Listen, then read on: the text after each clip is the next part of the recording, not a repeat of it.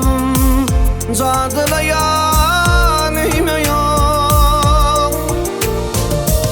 Yana yana teleğime kargayan, inni sana gülümlelen üyme yok. Sen de yarım sözlerimden doymaya, gözle yarım gözlerimden doymaya. İnni sana gülümlelen dime yok. Bu dünyani sense bana söyleme yok, söyleme yok, söyleme yok, söyleme yok, söyleme yok. Aşk tonunu terpiştin mi dünya? Ya ömrümden boş geçtin mi dünya?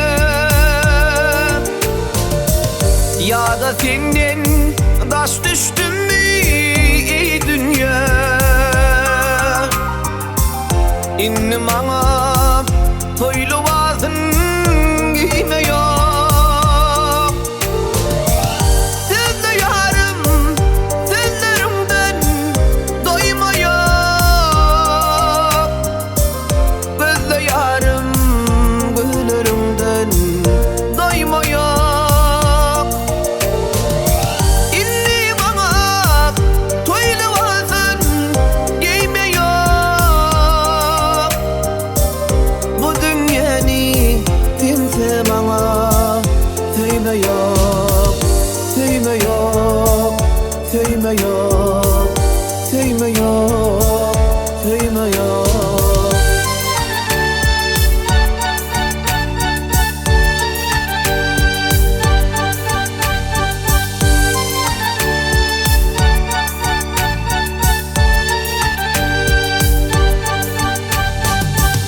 Sen aşkında ömür baki pervana,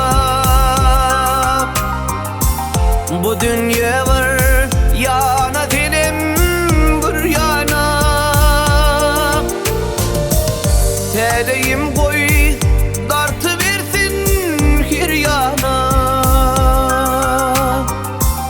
Bana gayri aşk adına kıyme yok.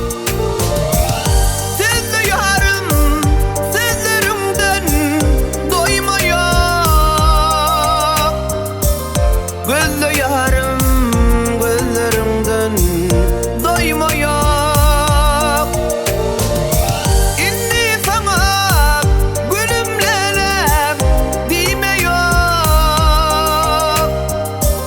Bu dünyani sense bana söyleme yok, söyleme yok, söyleme yok, söyleme yok, söyleme yok.